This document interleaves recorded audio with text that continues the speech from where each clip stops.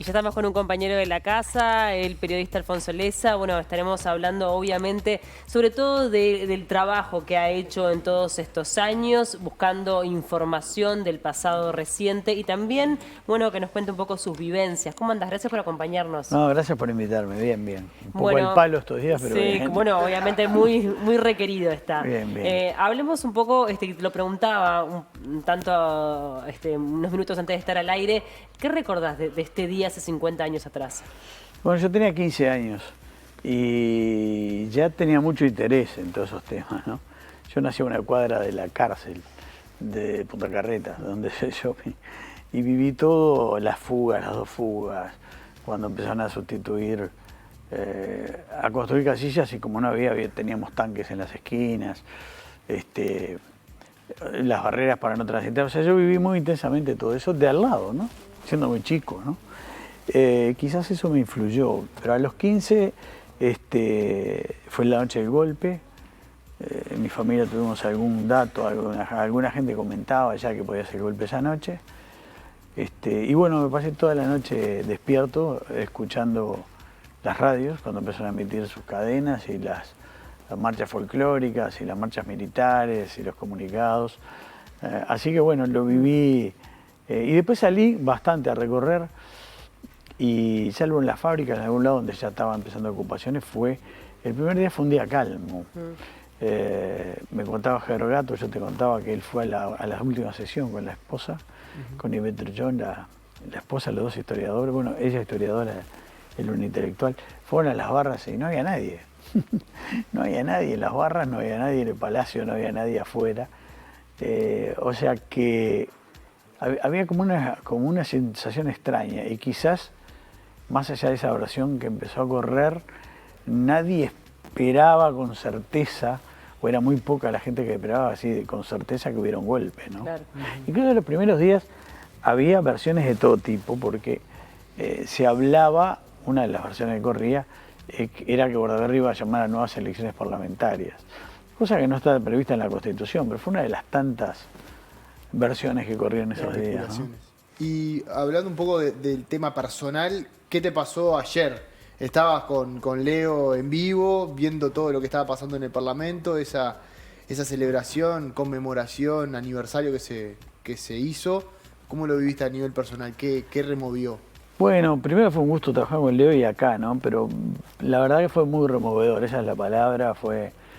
Me puse a pensar todo lo que había pasado en Uruguay en estos 50 años, ¿no? Todo lo que habíamos vivido. Yo cubrí mucho tiempo Parlamento y viví muchas cosas, desde el momento de la transición. O sea, yo tuve la sesión del 15 de febrero, la primera sesión del Parlamento después del golpe. Y de ahí en adelante tuve mucho tiempo, con muchos legisladores de todos los partidos, viví muchas cosas ahí. Creo que fue una cosa fuerte, impactante, un compromiso y un mensaje muy fuerte, claro. Sobre todo para la gente joven. Uno vivió muchas cosas, ¿viste? Yo no tuve mucho tiempo de fijarme ni de ver, ¿no? Pero los archivos estos famosos del terror, sí. Bueno, yo estoy muchas veces, ¿no? Y hay muchísimas notas mías. Pero eso era esperable, pero me he encontrado, porque lo he visto yo o me lo han mandado, cosas que me han dejado impactado. Porque uno sabía, pero el nivel que llega al control era tan grande. Por ejemplo, hay una hoja con un expediente mío donde hay alguien que informa al Servicio de Información y Defensa algo que yo había dicho en una clase de una materia de diplomacia en el año 82 en la Facultad de Derecho. O sea, y que además no creo haberle dicho eso en alto, en voz alta. Probablemente en un grupo de Claro, pero demuestra el nivel de control, ¿no? Tremendo, en la clase, eso me dejó perplejo, claro. Podías saber lo que decías en la clase de la facultad. Tremendo. Lo vivimos, pero no, capaz que tampoco dimensionaba hasta dónde llegaba el control, ¿no? ¿Y comenzaste a trabajar como periodista ya en Democracia? Yo había no. Yo había tenido unas primeras cosas en los medios más como periodista, en una cosa más bien de música en CX32, que en esa época era un poco el centro de la música uruguaya y del rock, y todavía tenía 15 años. Y después como periodista propiamente, digamos, ya en los medios fue en el 78. Bastante, sí. 78 en la mañana del diario, después en otros medios, aquí, Opción, ¿Y cómo se vivía la censura? Bueno, el tema político no existía. O existía, era la versión de los militares. Lo peor de todo, al comienzo de la dictadura hubo cosas que fueron en capítulos, ¿no? Por ejemplo, la universidad siguió funcionando un tiempo hasta que se le intervino. Y hubo medios que se clausuraron bastante rápido, Marcha, por ejemplo, y algunos otros medios, todos los medios de izquierda, etc. Y en los demás medios había un juego muy perverso que era la censura no era explícita. No estaba exactamente determinado hasta dónde podías dar y hasta dónde no podías dar. Hubo una época anterior en la que no se podía nombrar los Tupamar y todo eso, pero obviamente la información política en general era la oficial. Se recurría mucho al entre líneas, mucho, y se recurría mucho a la información de lo que estaba pasando en el exterior y podía asimilarse con el Uruguay. Por ejemplo, la transición en España. Se informaba mucho, era como una ventana, ¿no? Hacia el exterior, la cosa que estaba ahí. Yo al comienzo, en la mañana del diario, era muy joven y eran otros tiempos, era un diario que tiraba una enorme cantidad de ejemplares. Y bueno, ingresé por el mismo lugar que se ingresaba habitualmente, que era cubrir fútbol de la B, de la C. O sea, el diario era tan poderoso a nivel de deportes que se cubría eso. Y al mismo tiempo sí, hacía práctica en la redacción todos los días, trabajaba, hacía cosas de corrección, bueno, distintas cosas. Pero después rápidamente empecé a meterme en la información general más bien. No había, o sea, era impensable, no había actividad política tampoco, opositora. Y había muchas cosas que se fueron conociendo de a poco. Todo el tema de los desaparecidos, todo eso, eran cosas que se hacían otras cosas. Por ejemplo... ¿Eran más rumores? Sí, y bastante tardío, salvo para los que estaban muy directamente implicados, que eran familiares, o la poca gente que militaba. Había cosas muy puntuales, por ejemplo, 1 de mayo que lo que se hacía era una misa en determinada iglesia, pero de eso no se informaba. La información empieza un poco más en el 80, cuando el plebiscito, aunque ahí también hubo solo 2 actos que se permitieron en Montevideo, uno en Cine Cordón del Partido Nacional y uno en un cine que estaba en la Avenida Rivera del Partido Colorado. El Partido Nacional terminó con la policía a caballo adentro del cine, para dar un poco la referencia. Y después pasaban cosas insólitas. El año 76 marca, entre 76 y 77 marca un corte, porque asume Carter en Estados Unidos y cambia por completo la política hacia América Latina. Y Estados Unidos, que de algún modo había estado en aquella Guerra Fría, la URSS de un lado, Cuba de Estados Unidos del otro, unos alentando la guerrilla, otros, por lo menos dando visto bueno a algunos golpes de Estado y empujando claramente a otros como el de Chile. Carter llega y cambia todo el tema de derechos humanos y empieza a presionar a los países, le retira toda ayuda militar a Uruguay, entre otras cosas por gestiones de Wilson y de Michelini. Y le retira, ni balas le vendía, ¿no? Yo tengo un intercambio de cartas y todo va a estar ahora en la nueva edición del libro Estado de Guerra. Pero fíjese hasta dónde llegaba la oscuridad de lo que se podía dar. El diario de la mañana, salía en formato sábana, titula con declaraciones del presidente de la dictadura, el dictador Aparicio Méndez. Decía: Méndez, el Partido Demócrata de los Estados Unidos con Kennedy a la cabeza es el mayor aliado de la subversión. Una locura total. Pero fue el título, estaba grabado. Era un diario más bien oficialista. Lo cerraron e hicieron echar al periodista. Censuraron una declaración del presidente de la dictadura. Entonces, cuando vos me preguntás qué se podía dar, era muy vidrioso. Después, no quiero monopolizar, pero con el 80 empieza el fenómeno de los semanarios, sobre todo primero Opinar, y ahí la cosa ya, después en el 82, la revista Opción que yo estaba y la cierran definitivamente, el semanario Aquí, La Democracia, Alternativa, varios. Empieza, los diarios informaban mucho menos que los semanarios. Los semanarios se animaban a informar lo que muchos diarios no informaban. Sí. Entonces, los diarios, los semanarios empiezan a ser perseguidos claramente, ¿no? Y empiezan las censuras, porque los diarios empiezan a informar de política, ¿tá? Los blancos las tenían La Democracia, empiezan a informar de política y eso genera reacciones. Y en el año 82, perdón que sí, termino con esto, en el 83 fracasa el pacto Naval del club, del Parque Hotel, que fue el intento anterior al Club Naval, fue el Parque Hotel, y cuando fracasa, el régimen se endurece tremendamente y viene la única etapa de la dictadura donde está censura previa. ¿Eso qué significaba? Que si vos tirabas 30.000 ejemplares, te hacían tirar los 30.000 ejemplares, miraban el último, y si no les gustaba no salías, con lo cual era una pérdida económica tremenda. Claro, entonces los semanarios empiezan a salir en blanco y negro, páginas más claro. Finas, y hay una anécdota brutal porque el semanario Aquí no dejan salir por una nota que tenía que ver con algo de derechos humanos, y entonces se negoció, y dijeron que si sacaban el artículo, el diario podía salir. Entonces durante una noche un montón de gente en una bañera se llenó hasta ahí recortando a tijera. No te puedo creer. El artículo para sacarlo. Para que salió, se agotó en 2 horas, porque cuando se corrió, era la demostración palpable de la censura, casi como un trofeo, ese semanario cortado a mano, ¿no? Y ahí, bueno, claro, a partir del 80, sobre todo 81, ya asume Álvarez de vuelta ahí una situación de penumbra, pero con las internas del 82 que la oposición vuelve a arrasar, 82-83 ya empieza a cambiar el clima en cuanto a que los medios van empujando, ¿no?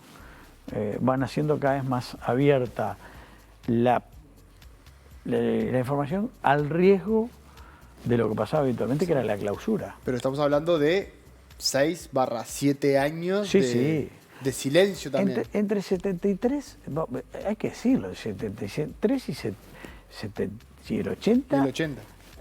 En Montevideo no se movía una hoja. Sí, no pasaba nada. Sin que nadie, solamente algunos era muy la clandestinidad. Es decir, yo tengo amigos del MLN, o que se fueron, pero que eran muy importantes en ese momento, y ellos convencieron a algunos. En Buenos Aires había un intento de hacer una contraofensiva desde Argentina acá, impulsada por alguna gente del MLN, apoyados por el ERP de Argentina. Bueno, existía una junta coordinadora revolucionaria, el principal era un uruguayo, Efraín Martínez Platero, y se estaba planificando una contraofensiva. Y los pocos que estaban acá, arriesgando mucho, porque se habían quedado acá sobre todo para sacar gente, lograron convencer a los que estaban en Buenos Aires que era una locura, que estaba todo controlado y que no la hicieran. Acá no se movía una hoja. Y el ejemplo, la reunión en la que el MLN, 8 de octubre de 74, se parte y decide por poca mayoría, en esos mayoritarios estaban, no fue por casualidad que los mataron con Miguelini, Gutiérrez Ruiz, Rosario Barrero y William Wilde. William Wilde había ido a la frontera y se había reunido con otro, Luis Alemany, que lo convenció de la locura que iba a venir. Esa reunión que se realizó en una casa puesta por el Ejército Revolucionario del Pueblo de la Argentina, que se suponía que era hiper secreta, y todo lo demás, los militares tenían la grabación.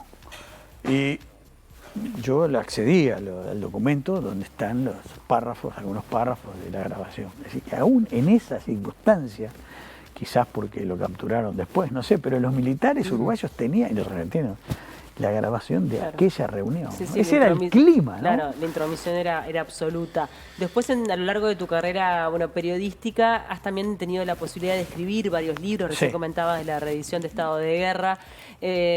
¿Cómo ha sido el acceso a la información? ¿Cómo fuiste recabando las diferentes fuentes que fueron de alguna manera construyendo el relato? Bueno, primero sin prejuicios. O sea, para construir esto tenés que hablar con todos, ¿no? Así hablé desde Juan María Bordaberry a Fernández Huidobro, Sendic, Raúl, padre, Sí.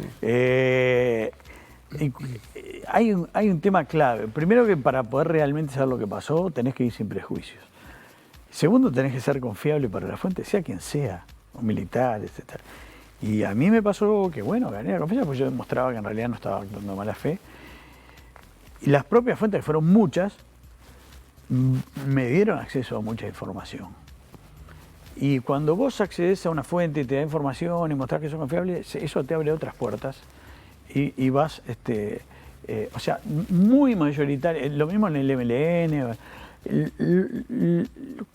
la mayoría de esa documentación con la que pude armar un archivo importante, me fue suministrada por gente que estuvo vinculada a los hechos de las distintas perspectivas, policiales, Alejandro Otero, militares, gente del MLN, políticos. Una de las mayores frustraciones era cuando uno llegaba, y cosa que ha pasado mucho, se había destruido todo. Hubo gente que quemó todo para no tener más responsabilidades. Y hubo gente, yo te contaba antes de la nota, muy importante que se fue muriendo, obviamente. Sí. Claro. Que me habían dado.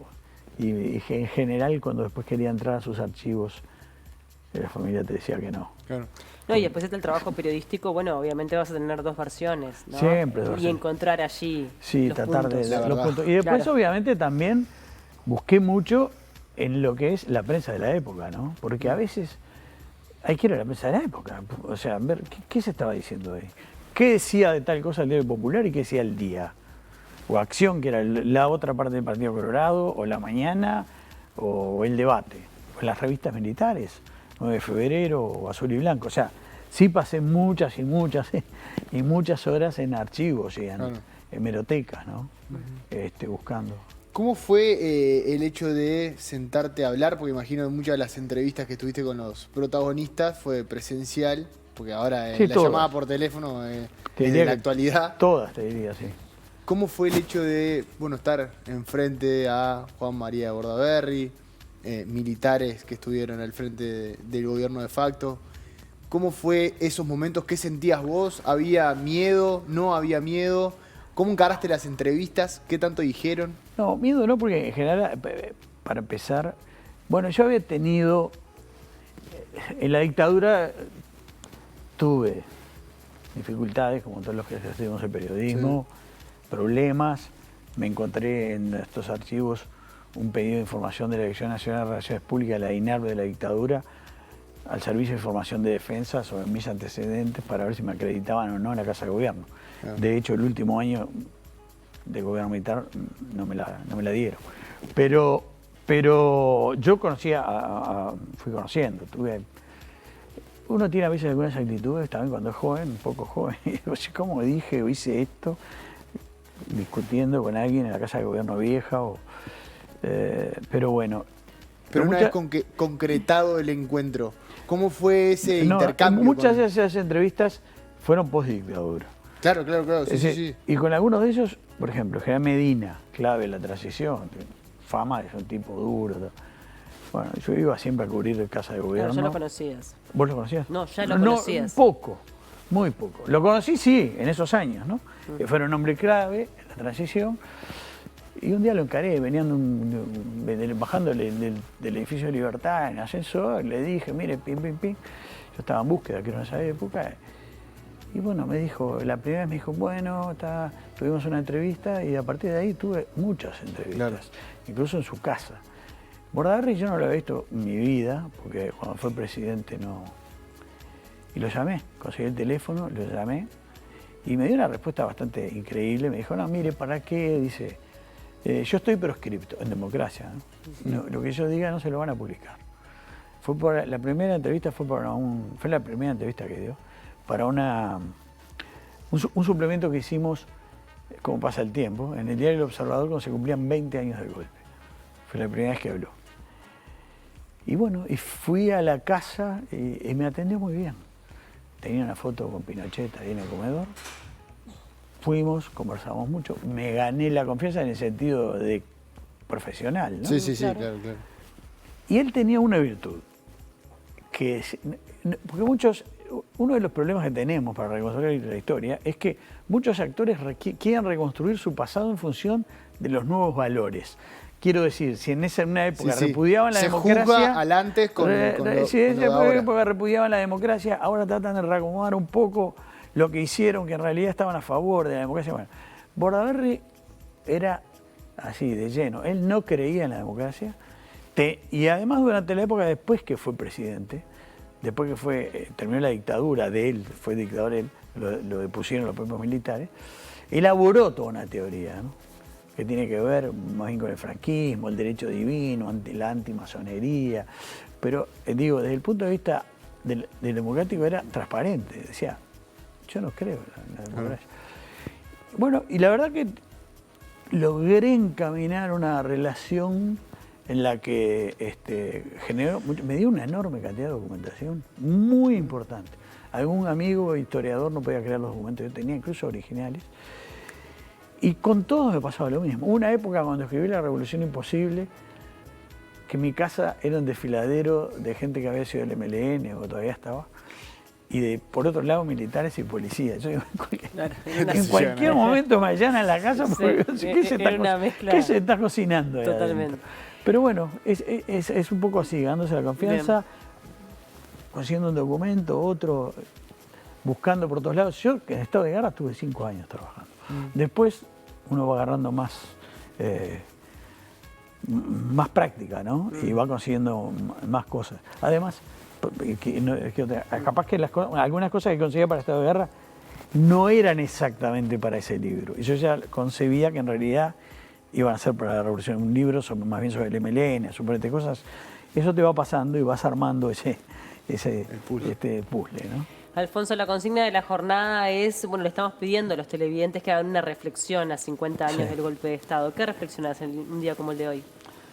Del valor de la democracia. ¿Sabes que yo veo que usted estaba hablando hace un ratito de los problemas en la enseñanza? Yo creo que hay un problema grave de la falta de información. Lo veo en los alumnos de la universidad, que es la ORC, donde yo doy clase. Y que hay un problema de cómo se enseña también, porque la enseñanza, los hechos son hechos. Entonces, la educación hay que hacerla contando los hechos. Después la interpretación que la haga cada uno. Pero si nosotros la damos de un punto de vista o de otro sesgada, es muy complicado. Entonces, creo que hay un problema. La reflexión mía es que la cuidemos. Esta noche van a ver, para mí es histórico lo de esta noche, 8:30, con los 3 presidentes, porque dan un mensaje muy fuerte. Desde ángulos políticos totalmente diversos, coinciden en preservar la democracia. Y yo veo que a veces, me parece, gente como ellos, gente más de 80 años, o gente como yo, bastante menos, pero que la viví, o los que todos la vivieron, cuando no la tuvimos, a veces se valora más. Y veo que a veces hoy se habla con un facilismo, se descalifica, se califica a tal persona de tal cosa y de tal otra, quizás porque no la vivieron. Entonces, ¿cuál es mi mensaje? Que democracia, y para que preservemos la democracia es imprescindible el respeto del otro. La democracia implica convivencia de ideas, no es una guerra. La democracia, el ideal de democracia, para poner un ejemplo, pero no es lo que pasa en la Argentina. Que ayer decía el presidente Mujica, se ven y ni se saludan o se insultan. Ni lo que pasó con Bolsonaro en Brasil. La democracia implica respeto de las ideas de los demás. Y me parece que ese es el mensaje más importante. Aquellos que vivimos aquel periodo sabemos lo difícil que fue, ¿no? Bien, bueno, quedan todos invitados hoy 20 y 30 horas, esta entrevista con los 3 expresidentes de nuestro país. La verdad, un lujo que hayan también accedido a esta información, y habla obviamente de esta convivencia democrática que tenemos que valorar sin lugar a dudas. Gracias por el tiempo. No, gracias a ustedes por la invitación. Muchas gracias. Hacemos una pausa, ya viene Ana Rosa.